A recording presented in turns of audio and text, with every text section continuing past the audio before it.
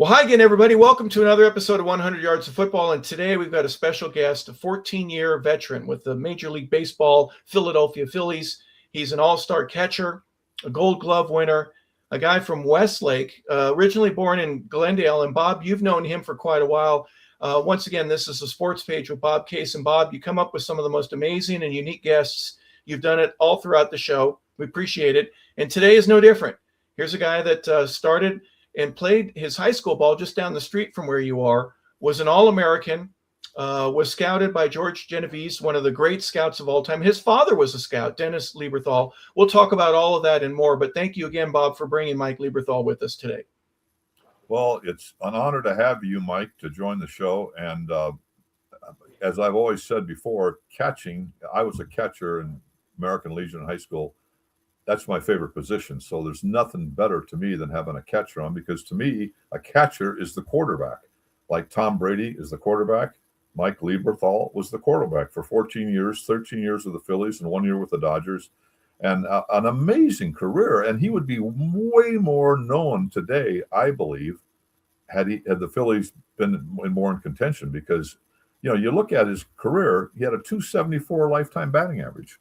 And for a catcher, and he hit with power and was a Gold Glove winner. And that's amazing when you think about it. I mean, if you really think of the Hall of Fame catcher, Carlton Fisk, lifetime batting average, .269. Johnny Bench, lifetime batting average, .267. Gary Carter, Hall of Famer, lifetime batting average, .262. And so I see a guy here, Mike, who's right from my hometown, who I saw play in high school, was a teammate of our guy, Matt Franco, we've had on here. He was a freshman when Matt was a senior. And just a tremendous, tremendous athlete, just a tremendous player. And I can't wait to hear about his career. He grew up with baseball. His dad was a scout. So it's part of his DNA, kind of like Matt's Bing Russell, his grandfather got him involved, and, the whole deal. I love to see guys that grew up with the game of baseball, And, I watched him play in high school. He was fantastic. I mean, unbelievable. I mean, think about two major leaguers on the same high school team at Westlake High School, Matt and him. So, they've had a great run of players right out of Westlake, the upper class area. But boy, we get the baseball players here, including Christian Yelich. Yeah, absolutely. The all-time superstar out of Westlake. Absolutely. And Mike Nikias, who played for the Mets for a short time, But I know. Hey, can I move to outside because there's just too many people inside? Yeah, sure. You please go ahead. Yep.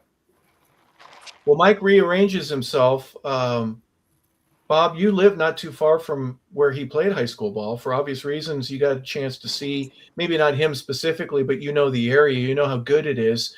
There were times when Mike was in high school that he obviously, as an All-American, was being noticed by everybody, but the team was good as well. It just wasn't him. I mean, the team, the players in either the region or the division that he was in, there were some great teams, and the competition level in most of Southern California is high anyways. But this is, we're talking elite level. Some of the higher schools, Mike, if you don't mind me saying so, rankings in terms of, top 10, top 5 in the country back in those days. You were always playing against really good players. Did that end up being a motivator for you, or was that just something that you ended up having to do anyways? Because that's just where I went to school and where they went to school. It just so happens that everybody had a loaded roster.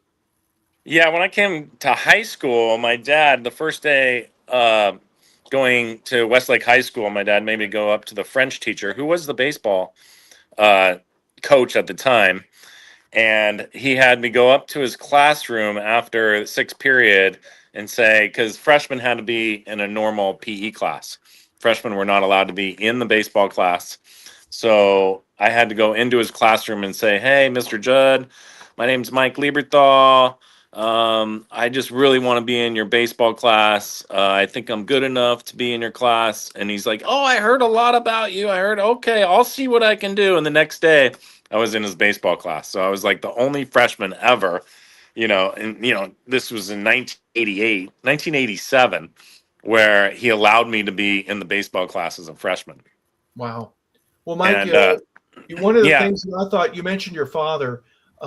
Let's talk a little bit about him, if you don't mind. Obviously a major league scout with a couple of different organizations. If I'm not mistaken, it was the Tigers and the Giants. Were there others? And can you remember as far back as when you were a little Weezer that you would go with him at times to go scout players? Or was there a early memory that you have with Dad that goes, I really like baseball, and I know my dad is a part of the business of baseball.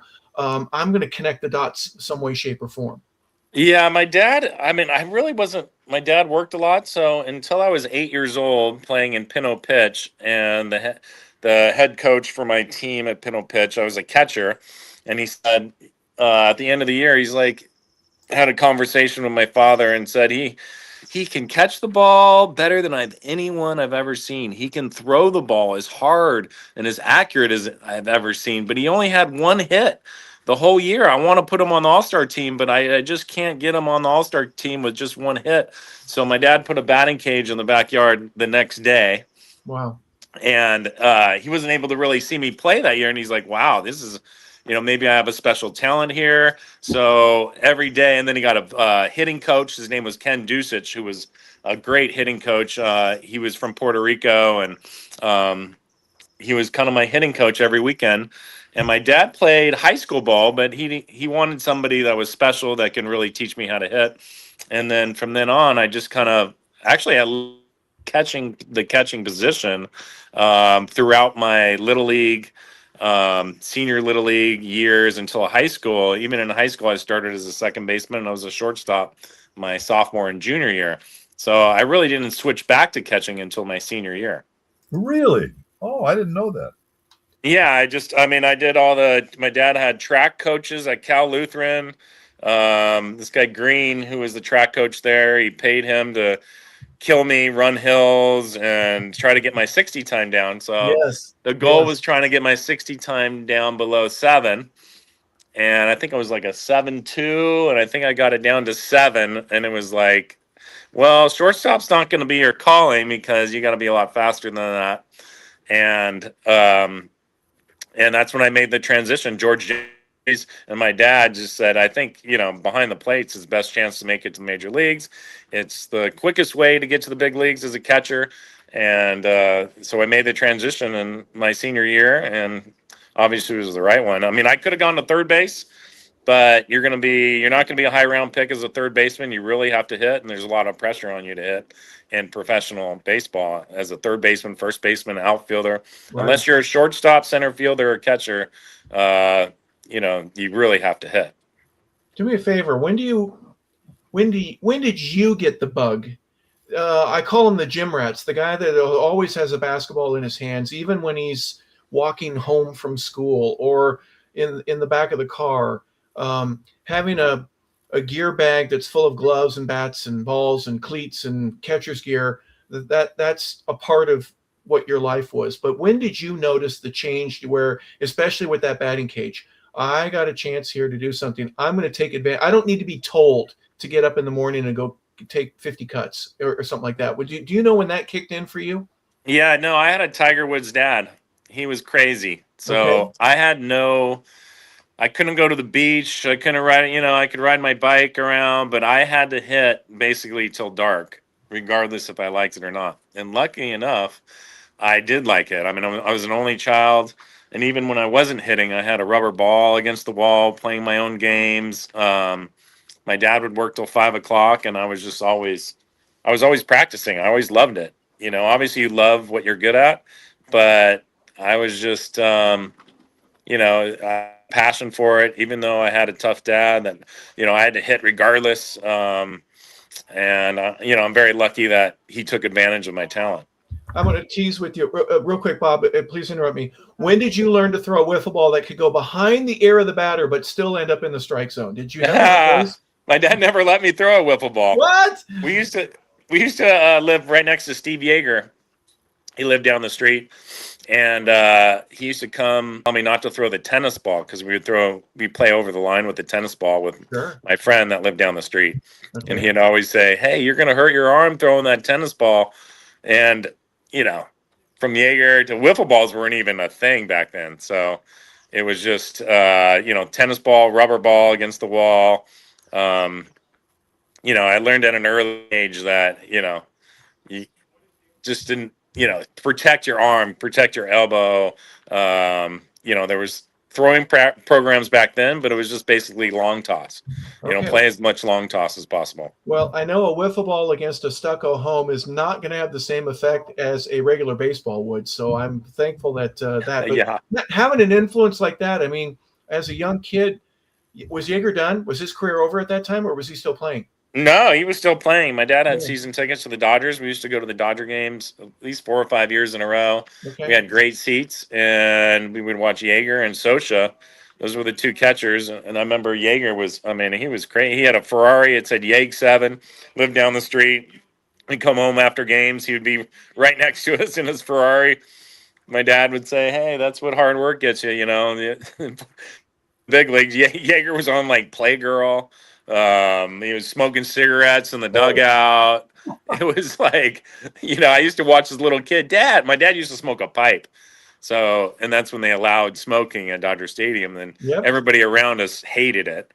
So the pipe would go everywhere. And I was embarrassed as a little kid. I'm smoking the pipe.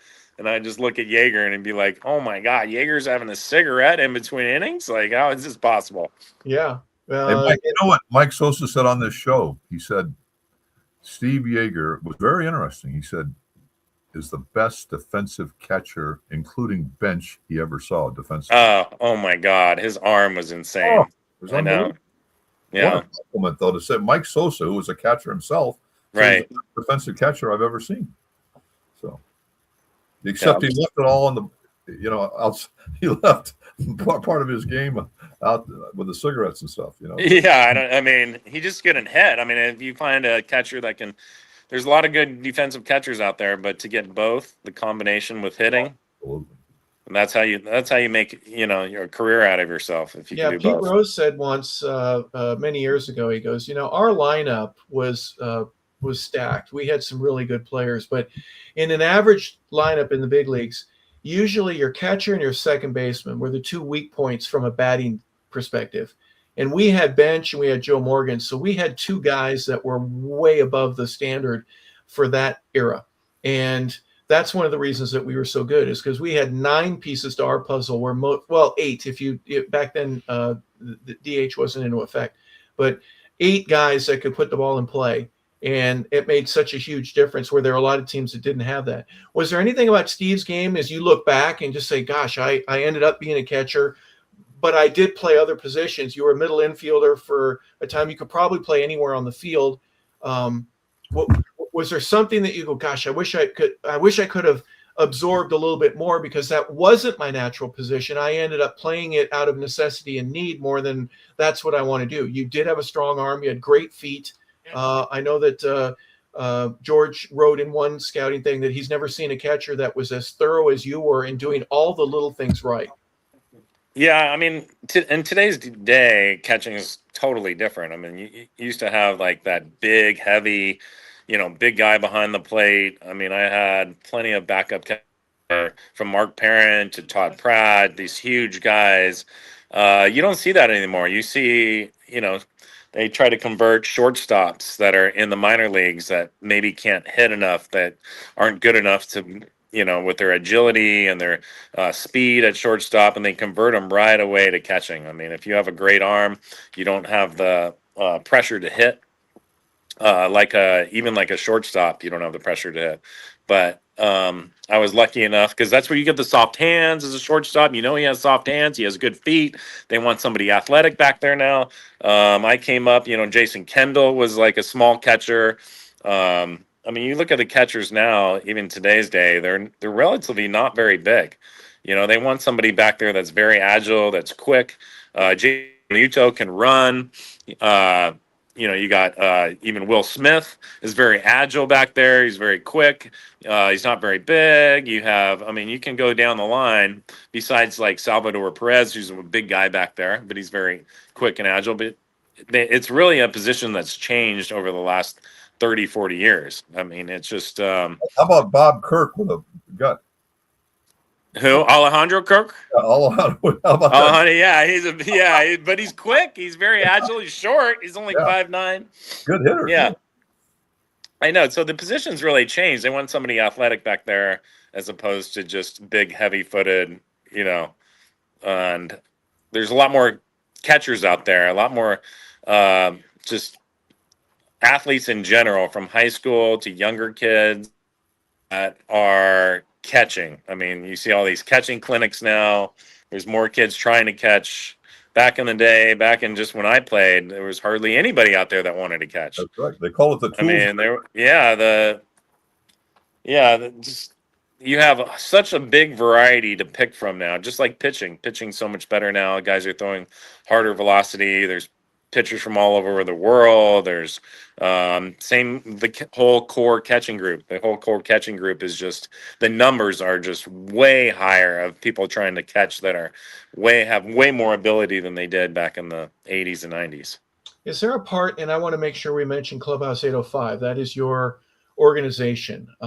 Dimitri Young, the Weavers, you and the group is really taking a bunch of kids that are anywhere from 10, 15 years old, and trying to teach them a lot of the disciplines that you were under.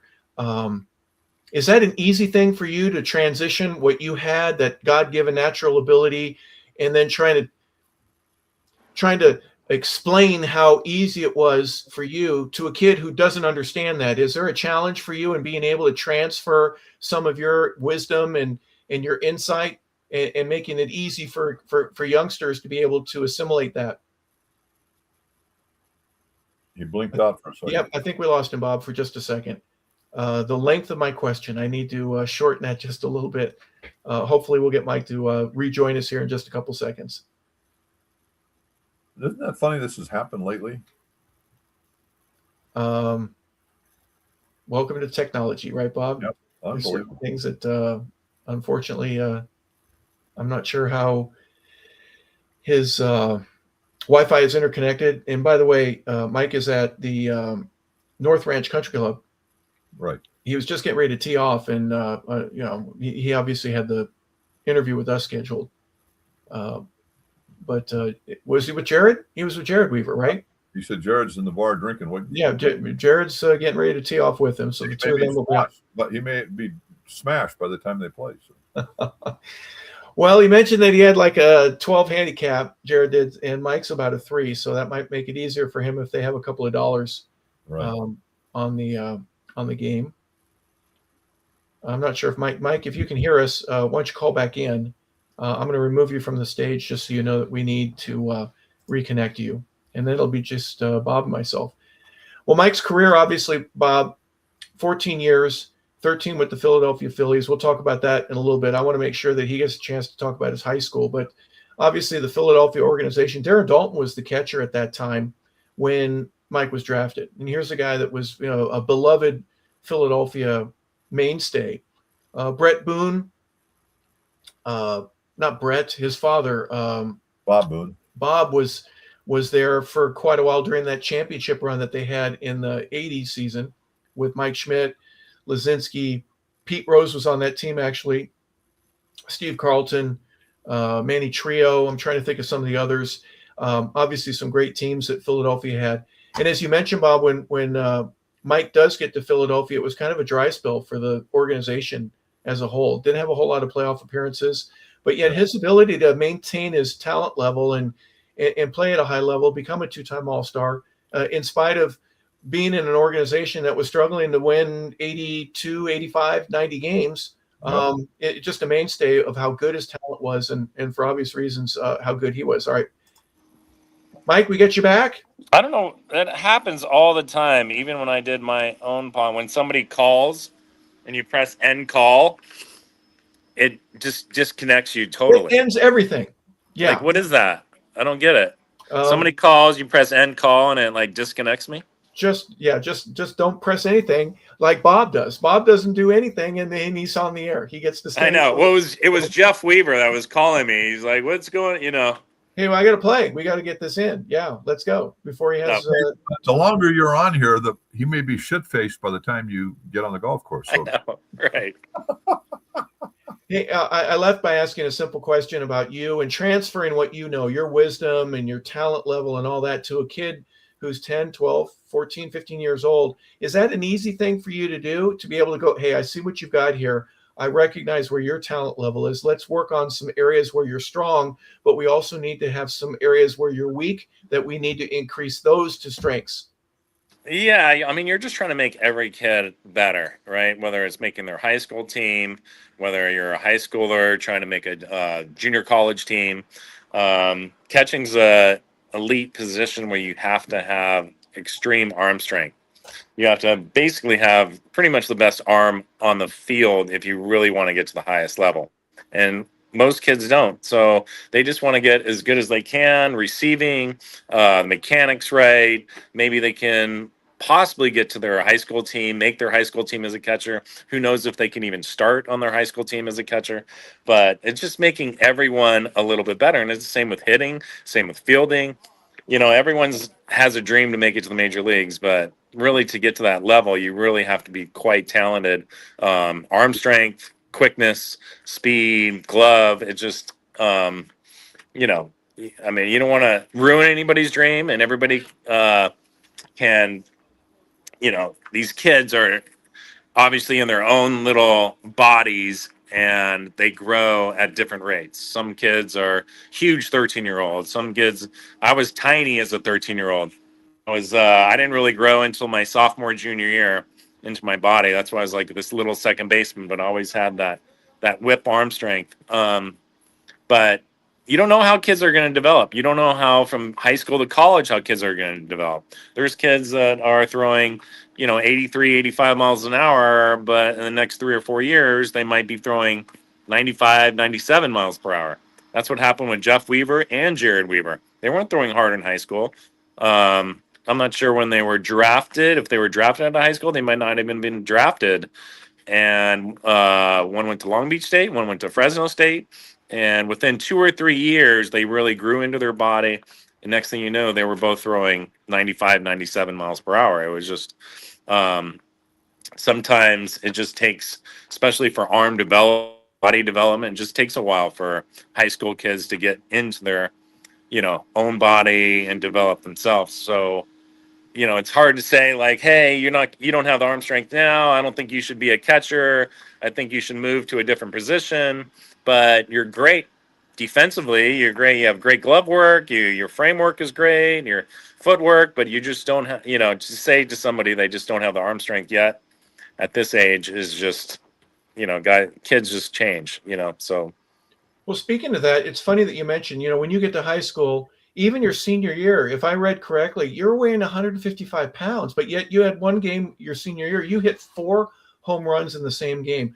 It's not just the weight, it's your strength, it's your swing speed, it's your exit velo, which probably nobody was paying attention to back in those days. Can you talk just a little bit about, when the game began to slow down at a higher level, the high school level, especially at Westlake? I mean, you're playing top tier teams in the area, good league, a chance to be in the playoffs and the CIF, all that kind of stuff. And you're getting some really good opportunities to show what you can do. And I've got a picture of you here, if you don't mind me showing it, Mike. You're as skinny as a rail, in this day. I know your hair is all dark back then and all that kind of stuff, but you hadn't grown in your body yet. You said that. So how did you use that as an advantage for you to go, look, I may not be as big as I know I'm going to be, as big as my dad, my mom, and everything like that. I'm still working towards that, but I have other things that I'm working on, my speed, my coordination with that and hand-eye. And then obviously, just being able to hit the tar out of a ball by having a batting cage and having some extra swings that I can take advantage of that some other guys don't get that opportunity, and being able to stay in the lineup. Yeah, I always had quick hands, good glove work, a great arm. But when I was drafted by the Phillies at 155 pounds as the 3rd pick in the nation, I was ruined by the Philadelphia Philly, media. It was just like, how did we choose this guy with our 3rd pick? Going into spring training, my first year was like, no way, this is our first pick. I mean, they could have had Alex Fernandez, who was out of Miami, that could have helped the team right away. He was the 4th pick. There was definitely a few picks that they could have gone with at the college level. And then coming into my first year in the minor leagues, which was in Martinsville, Virginia, it was just going to a wood bat, going to didn't have quite the power I had in high school. Everyone's throwing hard. My backup catcher was Gary Bennett, who played in the big leagues for 6 to 8 years for the Cardinals. He had a great arm. Just seemed like everybody had a great arm. So you're kind of in the mix with all these pros, and it's totally different coming from high school to the professionals, and that's probably why there's not many high school kids being drafted these days. They want kids that are developed, that they know that can produce right away, and they know what their bodies are going to get into. So going into they were saying that how is this kid going to survive in the Florida State League where it's 100 degrees, 100% humidity, and he's at 100. He's not going to make it through the season. So I had to change not only my stance, my hands were low, kind of had like a uppercut swing. I almost had to go I was hitting, I think 200 at the time after the first 2 months of the season. And my dad's like, you should have gone to college. You weren't ready for this. No way. You should have signed professionally. And so the second year I had to literally go to like a different bat, a thick handle R1. Here we go again. Oh boy. Didn't get to keep you. All right, Mike, we'll get you in just a second. You'll call back in. I think Jared Weaver is saying, let's go play some golf. No one wants to listen to you tell stories. Well, we do, right, Bob? I mean, sure, this is great. They're very informative, and obviously, very good guest. Very, you know what's interesting to me though is the fact that he only caught 1 year of high school, and he was drafted as the third. Catching is something you don't just pick up in a year. I want to ask him about that. How he went from a second baseman, whatever, to a catcher for 1 year, and then was drafted as a catcher. That's pretty interesting. Yeah, his batting average was north of 400. 1 year it was 550 something. There was a game in high school where he hit 4 home runs. He was 5 for 5. In that game. I want to know where his other hit was, but he had a single, a 2-run, a 3-run, and a grand slam. So he had 10 RBIs with those 4 home runs that he had. Gosh, you talk about literally, the grand slam of the. I'm drawing a blank. When you hit for the cycle, a home run cycle in one game. Who's ever done that? But 30 home runs his senior year in high school, 105. 150 in the big leagues, which is unbelievable. Yeah, so he can hit with power, even though he was a smaller bodied guy early on in his high school, and even up until when he graduates, right? 155 pounds. Amazing. I think he took some of that signing bonus and went to In-N-Out Burger and bought a couple double doubles, right? Yeah, well, the Florida State League, which he played in, was known for no home runs because they're big ballparks. So guys that lead the league in homers in the Florida State League and have 8 home runs, Right. Yeah. Well, they hit 425 down the line, right? It's just amazing. All right, we're going to get Mike back. I'm back. Jeff keeps calling me. He doesn't know where I am because I'm outside. Okay. Well, that's a sure sign that you're going to win all of his money. You told him where he's going to be, so hopefully. I know. We're only playing 9 holes, so. All right. Bob has a couple of questions, but before we go, if you don't mind, back to your high school. Was there a time that you can remember where I've got a chance to make something happen here? All these scouts are coming by and visiting me. I need to work on some things. Was there a point where it became informative for you, data-driven? I want to play hard. You had a game where you had 4 home runs. Bob and I just talked about that just a moment ago. But still being able to work on the things that you need to so that you can show these individuals from the Pirates to the Royals to the Expos and the Dodger organizations, what it is that you've got, and be able to do so at a level where you're comfortable with it and you're not pressing. Is there sense that it's being made by the way I'm asking that? You're always pressing on the offensive front. Baseball's tough. It's a tough game to hit consistently week to week. So you're always like in a position where you might be 0 for 20 for a week. You might be 10 for 20 for a week. And that's just how it works. at the highest level when you're facing the toughest pitching.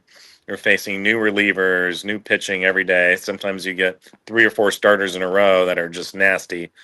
And Lenny Dykstra used to say, don't worry about the number 1 and 2 guys in the pitching lineup, the 1 through. Make sure you get your hits on the 3, 4, and 5 guy, and you'll always hit 300. Yeah. So on the catching side, it was all about pitch calling. I grew up with really tough managers and coaches, and you took a lot of pride before the game, all the time you spent, the hours you spent going over whole lineups. They still do it today, but I think there was a lot more pressure on, why did you call this pitch?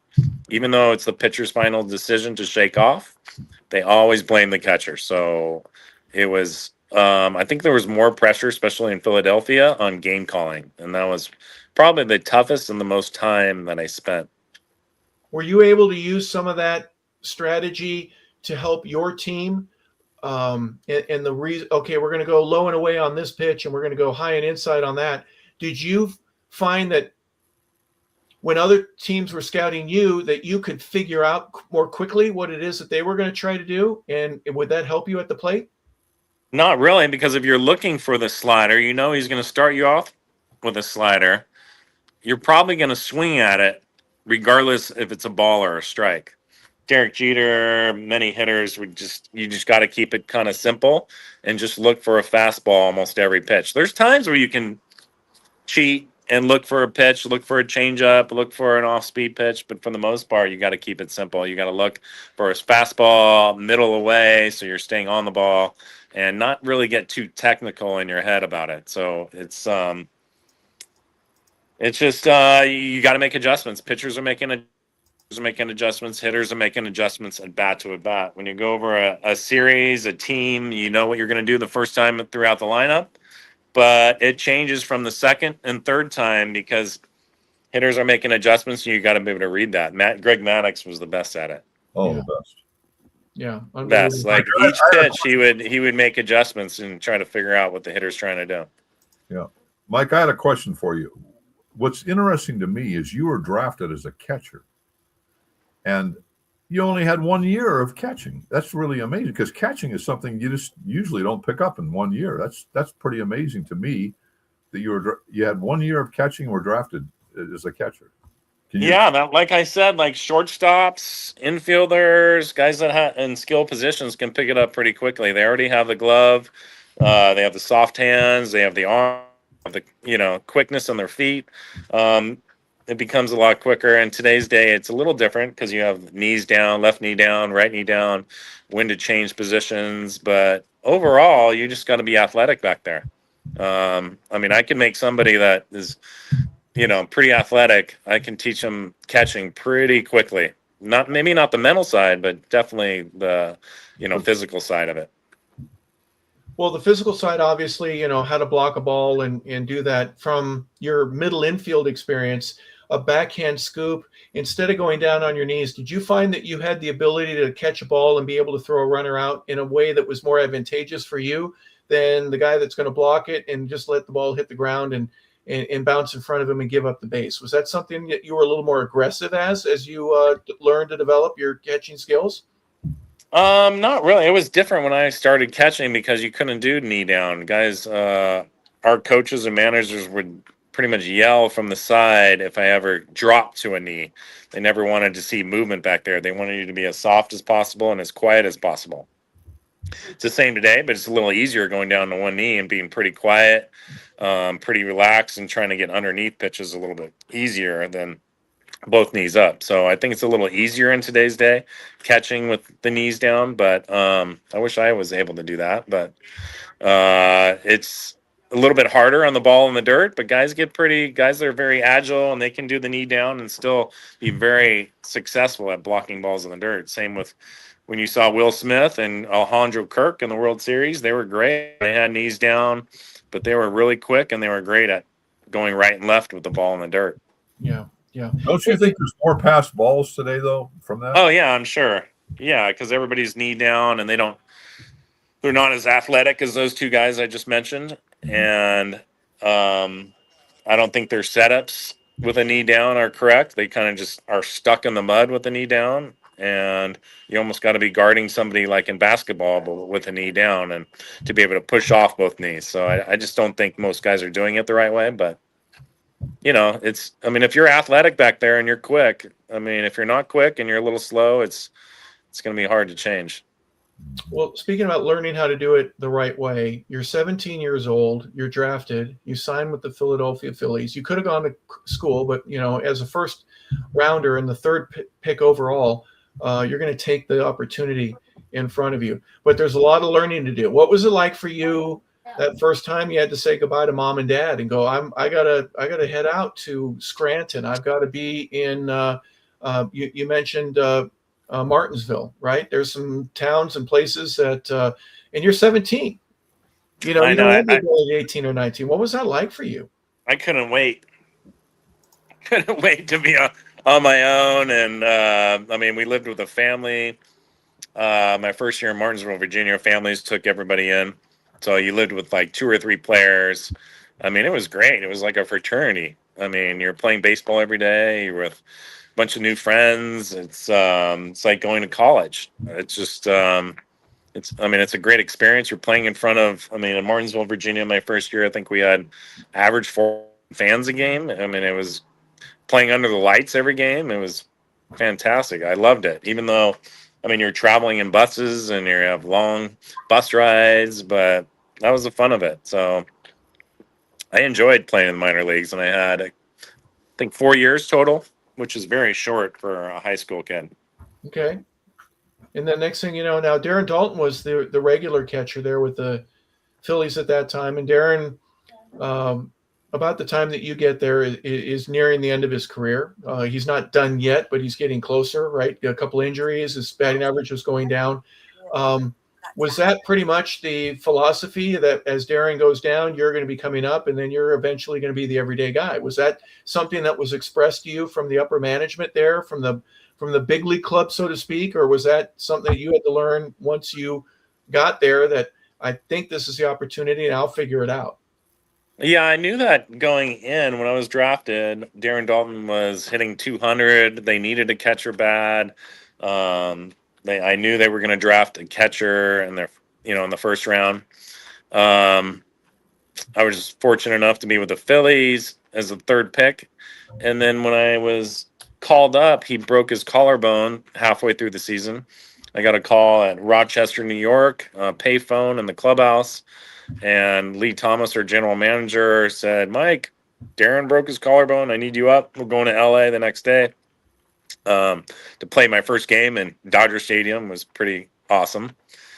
And then the next year, the same thing happened. I started in AAA. Darren was catching. He tore ligaments in his knee,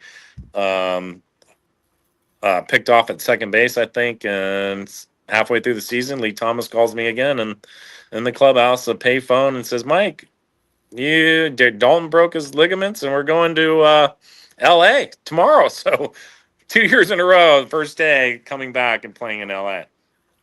How about I was at your first game. I got the ticket here, June 30th, 1994. I was at your first game, your major league debut. Oh, wow, that's great. In fact, Pedro Estacio, my first hit. Yep, you signed the ticket. See? Oh, nice. Yes. Yeah, that was awesome. That was your first game in the big leagues. Awesome. My second game, I caught Fernando Valenzuela. It was his first game back in, I don't know, years, coming back to LA and coming out of the bullpen with Fernando with 50,000 people day game was pretty special. And then I wind up dropping a pop-up in the 2nd inning and 50,000 booed me. Oh. He's on the Phillies. He's not even on the Dodgers. They're booing me. Yeah. Don't get away with that. I got a couple pictures of Kevin Millwood. You're in a no-hitter. Talk about that. Just some of the great things that are a part of the game and early on in your career, and you get a chance to be, on some of the really cool things that make baseball so special and what it is. Yeah, it's so hard to catch a no-hitter. It's just luck of the draw pretty much as a catcher. And it was just one of those games against the Giants where literally if you watch that game back, his fastball movement was unbelievable. He was left-handers at the hip, running it back. He was just so accurate. It was, I mean, you never want to say anything going into the 7th or 8th inning, but I kind of knew, like, this is the game. He's going to throw a no-hitter. That's how good he was that game.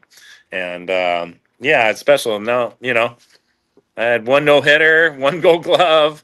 So no playoffs, though, but that was a pretty special moment. Do me a favor. Go back to the no-hitter for just a second. When you hear, hey, don't go near the pitcher, right? But you've got to talk to him anyways, right? Hey, this is what I'm feeling. What are you feeling about the next 3 guys that we have coming up in the 4th or the 6th? Or did you have a business as usual, or did you on purpose around the 6th, 7th, 8th inning go, I'm not even going to be in the same part of the clubhouse. I'm just going to go. I didn't really talk to Millwood too. He's the type of pitcher that doesn't really like to go over the next group of hitters that are coming to the plate the next inning. He kind of, I don't know, maybe trusts his catcher. He just kind of goes with, I don't know, maybe what he feels, what he puts down. There was other pitchers like Kurt Schilling, maybe Andy Ashby, different guys that I caught that every inning they had to go through, like, okay, how did I work him last at bat? How am I going to pitch him this at bat? Every pitcher is different, but he never liked to go through the lineups. So I really didn't say much to him throughout the game and just kind of let him work his game. Yeah. Well, he ends up getting it, and the first thing he does is he congratulates the first baseman. What the heck, right? He didn't go to you first? Come on. Are you kidding me? Well, I got to go, guys, just because Jeff is killing me right now. Okay. All right. Well, we certainly appreciate it. We want to thank you. You're at the North. Yeah, anytime. And if you want to finish up this interview at any time, just let me know. We'd be happy to. So we want to say thank you to Mike Lieberthal for being a guest with us. We got him on the golf course, literally, Bob. We had a chance to get with him for about a half hour, a little bit more than 40 minutes. Yeah, here we go. But he's beautiful North Ranch. He's going to go tee off. So we want to say thank you for everybody tuning in. This has been 100 Yards of Football. It's been the sports page with Bob Case, and we also had Mike Lieberthal as our special guest. We appreciate everybody tuning in. If you like the show, please subscribe and tell a friend. And other than that, folks,